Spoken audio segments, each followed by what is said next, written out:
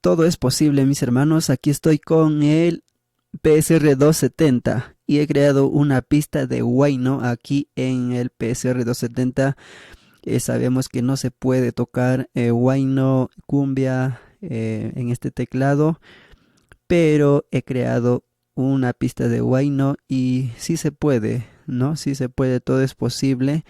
Em, Voy a reproducir para que puedan escuchar ustedes. Ya he creado, pues si ustedes desean, voy a hacer un tutorial de cómo hacer una pista de Huayno, ¿no? En el PSR 270.